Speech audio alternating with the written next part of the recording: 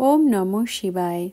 আজকের মহাবাক্যের তারিখ 4 জুন 1967, দ্বিতীয় পর্ব। বাচ্চাদের চেষ্টা করা উচিত আলফের ওপর বোঝানোর, না হলে তো বোঝা উচিত আমাদের ব্রাহ্মণ কুলের নয়। দোকানে জিনিসপত্র দেখানো হয়, এরপর পছন্দ না হলে চলে যাবে। তোমরা বাচ্চাদের এ হলো দোকানদারি। খুব কম বাচ্চারাই এই ব্যবসা করে। এ হলো ব্যবসাও, আবার ধোপাও। সব টাইটেল একে দিতে পারো।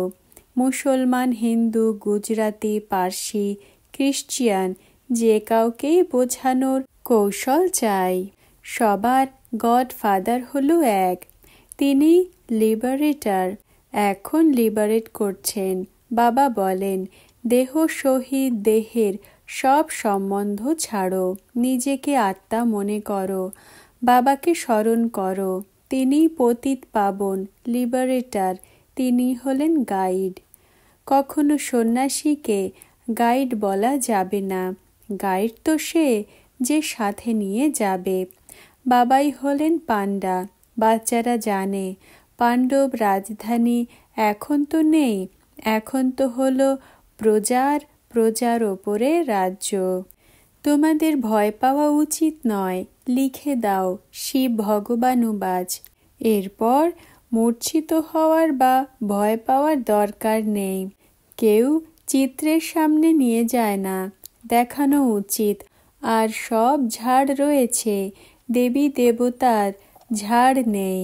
বাবা আসেন অনেক ধর্মের বিনাশ, এক ধর্মের স্থাপনা করতে। হুবহু এ হলো গীতা এপিসোড। যে কোনো ধর্মের হোক না কেন, তাদের বোঝাতে পারো। প্রথম কথা হলো গীতার ভগবান কে। আমাদের বাবা নলেজফুল, মনুষ্য সৃষ্টির বীজ রূপ, সত্য চৈতন্য। সংস্কার আত্মাতে থাকে। তোমরা সবাইকে বোঝাতে পারো।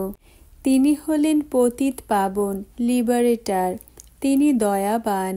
সমস্ত সৃষ্টি এই সময় হলো তমপ্রধান। শতপ্রধান হলো নতুন সৃষ্টি, যেখানে দেবী দেবতাদের রাজ্য। এখন ওই ধর্মের স্থাপনা করছেন। এই ব্রাহ্মণ পড়ে পিওর অথবা পবিত্র হয়ে যাবে। এই হলো সময়। লড়াইয়ের পূর্বে পুরুষার্থ করতে হবে। ধোয়া তো একদিকে দেখতেই থাকে। আচ্ছা, ওম নমঃ শিবায়। রাত্রি ক্লাস 24 মে 1967। এই স্কুলে কোনো বুড়ো হোক, ল্যাংড়া হোক বা কালা হোক, সবাই পড়তে পারে। পড়বে তো আত্মাই না। এখন পরমাত্মা তো সব আত্মাকে পড়াবে না। এজন্য তোমাদের বোঝানো হয় যে বাবা এমন এমন বলেন। বাবা বাচ্চাদের জন্য বলেন যে তোমরা শতপ্রধান বিশ্বের মালিক ছিলে। বাবাই এসে স্মরণ করান, এখানে আসো বাবার কাছে। এখানে সামনে বসে বাবার থেকে শোনো, বাবার থেকে বোঝো। কিছু কিছু নতুন আসে তো আশ্চর্য হয়ে দেখে। বাইরের কারো আসার তো অনুমতি দেওয়া হয় না। বাকি মিত্র সম্বন্ধী হলে তো তারা অভিমান না করে, সেজন্য অনুমতি দেওয়া হয়। যদিও বলে যে আমরা বাবার মুরলি শুনেছি, বুঝেছি, শিব বাবা এই বলেছেন, বাবা যা বলেছেন তা আমরা শুনেছি। চলে যাবে। তোমরা বলবে যে কিছুই বোঝেনি। রিপিট করা তো সহজ, বুঝতে পারা হলো অন্য কথা। শিব বাবাকে স্মরণ কেউই করে না, যেন কিছুই বোঝে না। ভাগ্যেই না থাকলে তো মুশকিল হয়ে যায়।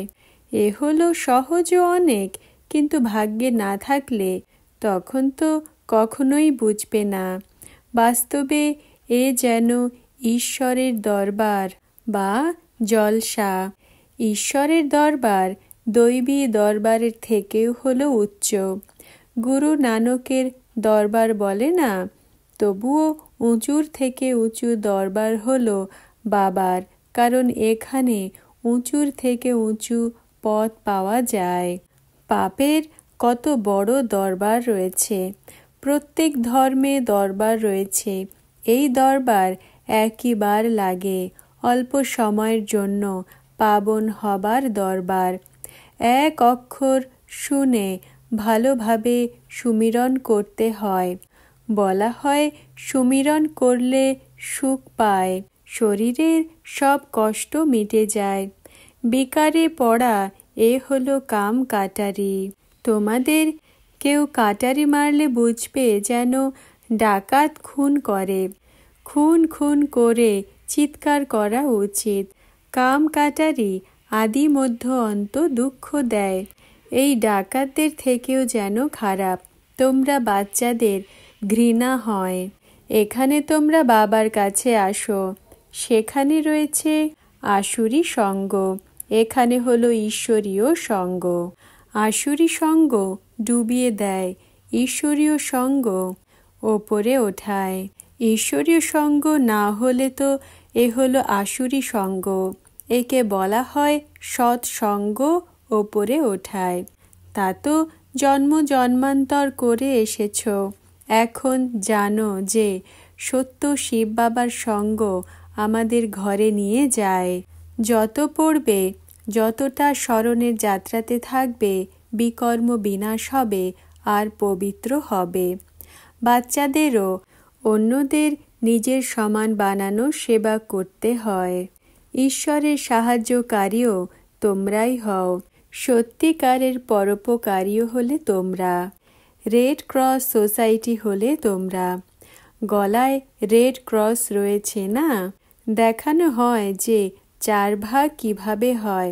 এখন বাচ্চারা জানে যে সত্যযুগ ত্রেতাতে তো ভক্তি হয় না, এখন ভক্তির হলো অন্ত।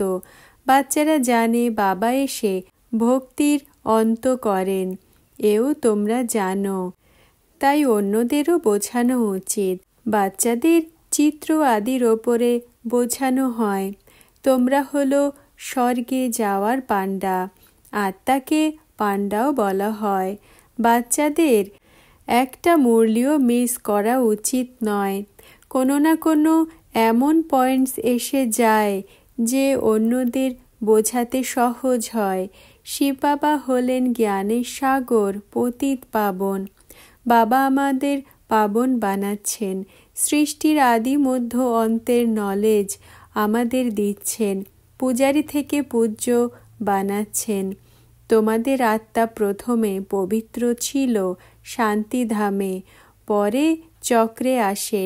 এই সময় সব হলো পতিত। এই পতিত দুনিয়ার এখন হলো অন্ত। এরপর পাবন দুনিয়া কি করে হবে? বাবা এসে শ্রীমত দিয়ে থাকেন। আত্মাই পতিত অথবা পাবন হয়। এখন বাবা বলেন যে আমাকে স্মরণ করো। এ হলো সেই মহাভারী লড়াই যখন গীতার ভগবান রাজযোগ শিখিয়েছিল। ভগবান শ্রীকৃষ্ণ নয়, অসীম জগতের বাবাই স্বর্গের রচয়িতা, যিনি স্বর্গের বর্ষা দিয়ে থাকেন। আমরাও নিয়ে নিচ্ছি। শিব বাবা আসেন শাম থেকে সুন্দর বানান। শিব বাবাকে সদা সুন্দর বলা হয়। তিনি হলেন সুন্দর ভ্রমণকারী। তোমরা বাচ্চাদের কাম চিতা থেকে উঠিয়ে জ্ঞান চিতাতে বসান। কাম চিতার ওপর বসে সব কালো হয়ে যাও। আবার তোমরা বাচ্চাদের সুন্দর বানাচ্ছেন। মূল কথা হলো স্মরণের।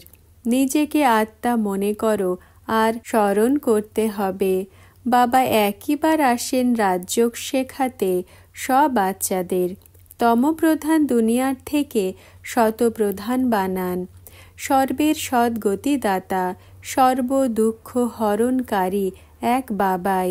এরপর আমরা সদা সুখই সুখ দেখব। আমাদের সুখের দিন আসে। বাচ্চাদের অনেক সুখী হওয়া উচিত। বাচ্চারা বলে, বাবা আমরা তোমাকে ভুলে যাই। আরে তোমরা তো হলে মূর্খ। বাবাকে ভুলে যাও, বাবা কি করবে? স্মৃতি আসে না যে আমরা কার সাথে কথা বলি। দেহ অভিমানে আসার কারণে দেহই দেখে, বাবাকে ভুলে যায়। আধা কল্প তোমরা স্মরণ করেছ, এখন এসেছি শুধুমাত্র বলে থাকি যে আমাকে স্মরণ করো, আর কোনো কষ্ট দেই না। তবুও তোমরা ভুলে যাও। একে বলা হয় মায়া। নিজেকে আত্মা মনে করো। আচ্ছা, আজকের বরদান, লাকি স্টার ভব। ব্যাখ্যা: তোমরা বাচ্চারা সদা নিজের সব শক্তির স্টক চেক করো। যার কাছে সর্বশক্তির স্টক জমা রয়েছে তারই মুখ্য গায়ন হয়। যার কাছে স্টক জমা রয়েছে সেই লাকি স্টারের রূপে, উজ্জ্বল রূপে সমস্ত বিশ্বের আত্মাদের মাঝখানে নজরে আসবে। ওম নমঃ শিবায়।